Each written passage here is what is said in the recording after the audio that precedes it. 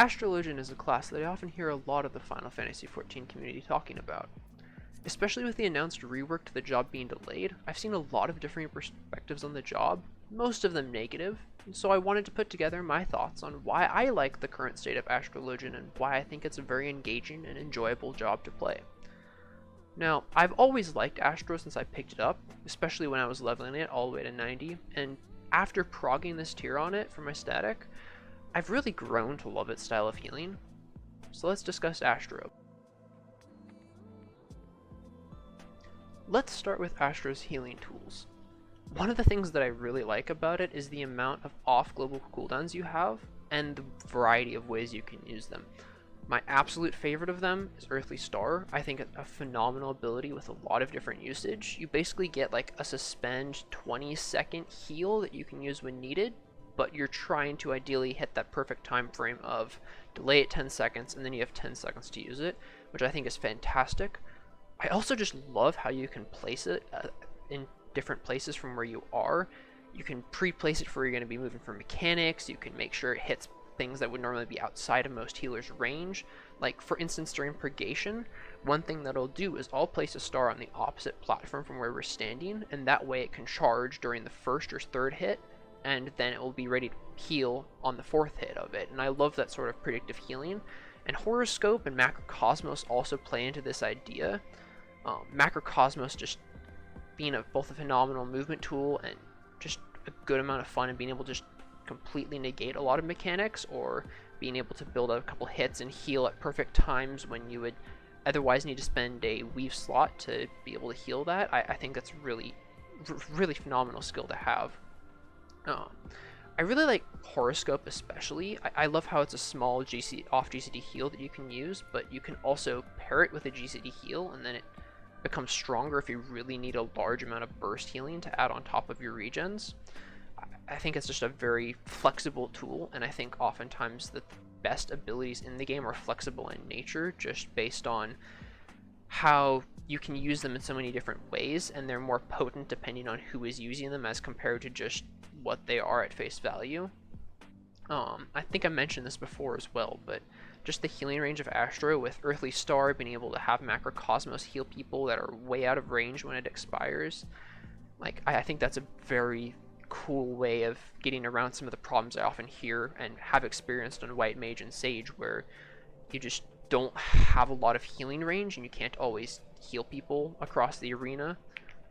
So that's one of the reasons why I really like the healing.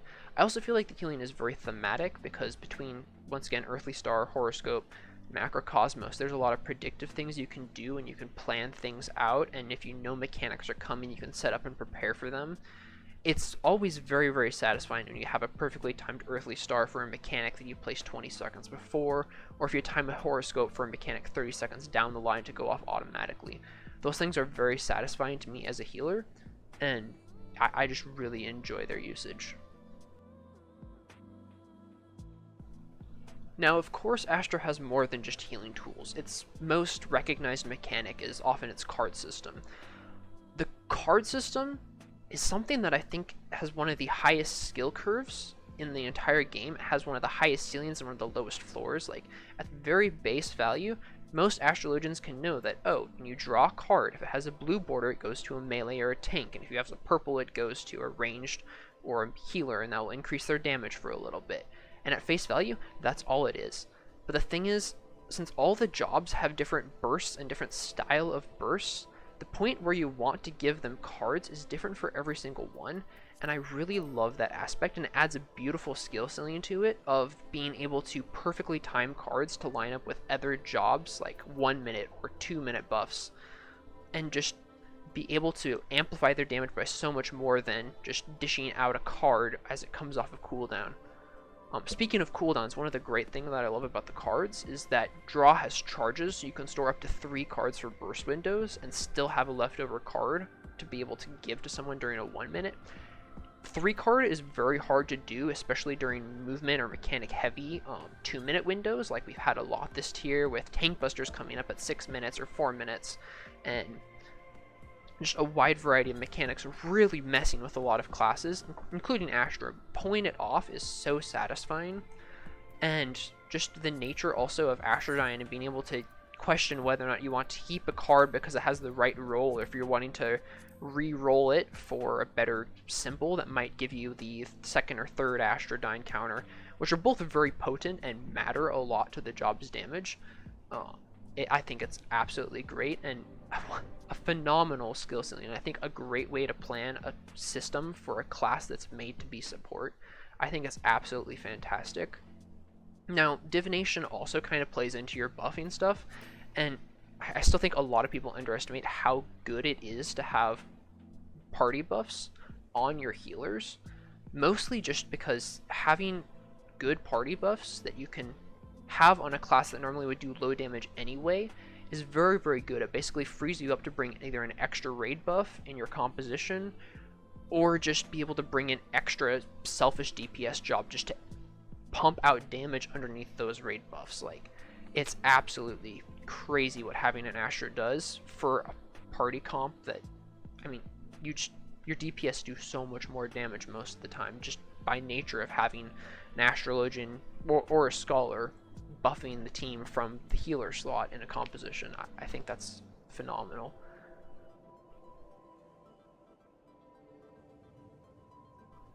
Now let's move on to some of the complaints that I hear. The three biggest of which is that there's too much weaving, there's a lot of buttons which make it hard to play in controller, and that having to target the party and then retarget the boss so often during your windows of healing people and using off global cooldown heals, that can be very, very annoying. I understand these complaints completely. There's something that I still have to deal with while I'm raiding and just doing normal dungeons, and I especially get how it's frustrating for people coming from other healing classes.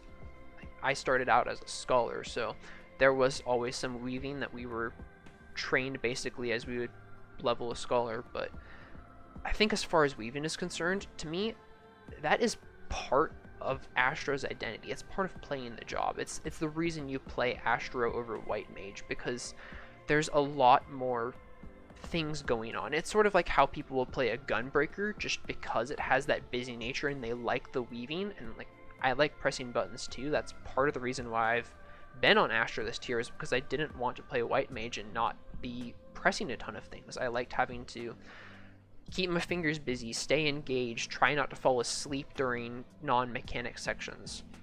And for everyone who says that Astro Burst is hard, I would just say to them that it's one thing you practice over time, similar to how with Gunbreaker again, whenever you're in Gnashing Fang, you just instinctively press continuation after every single GCD.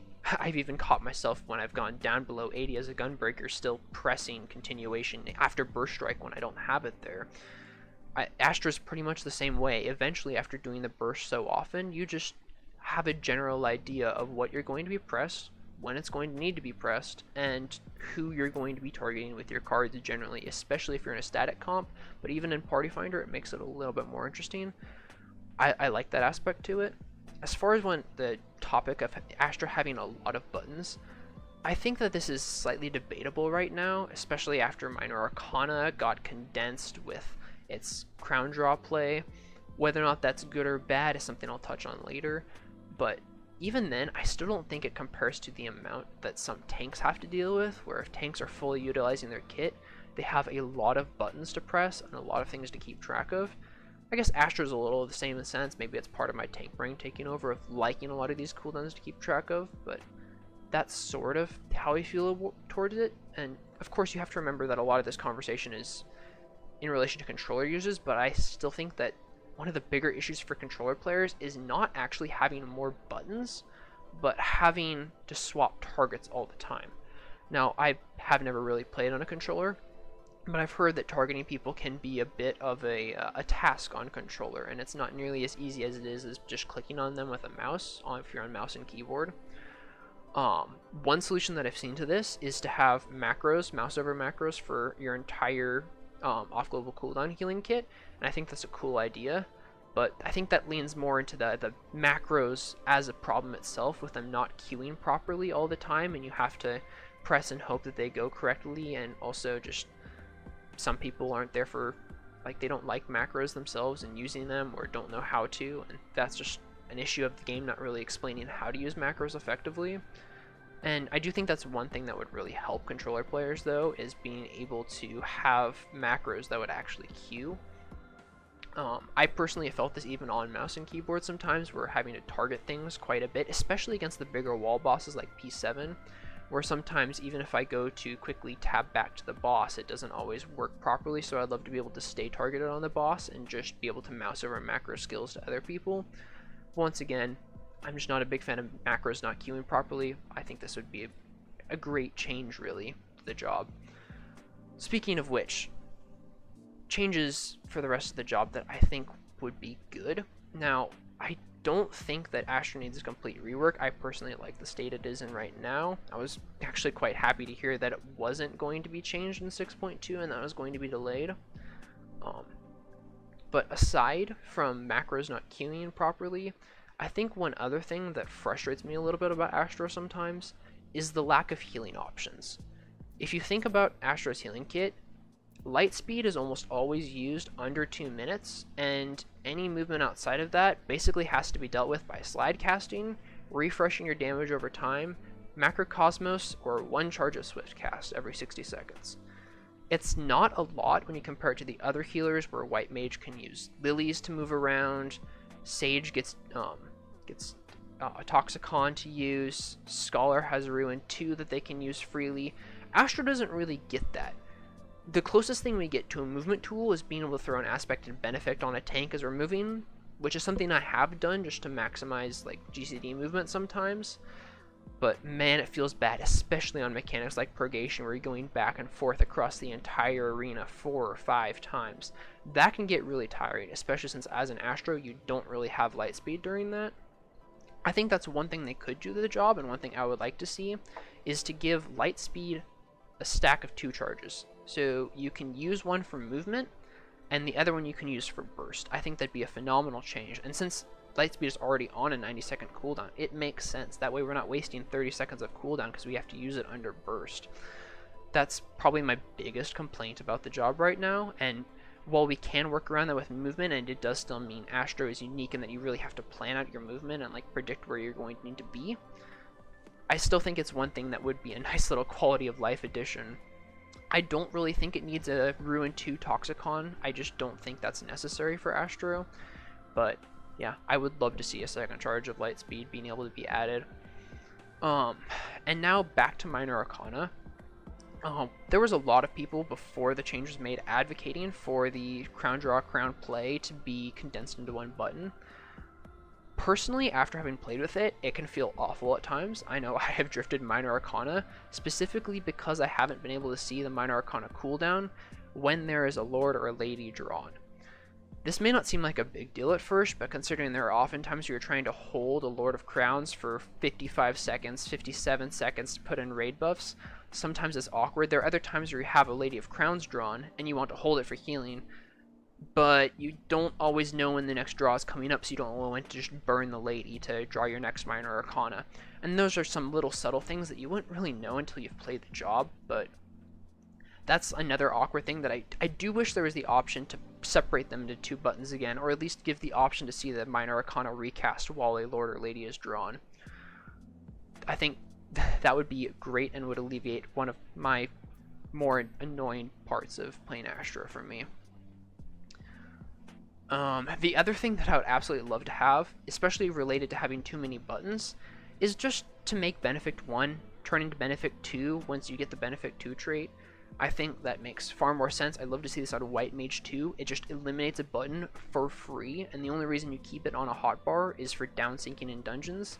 I think that makes so much more sense from a job design. I still don't know why Square Enix hasn't done this.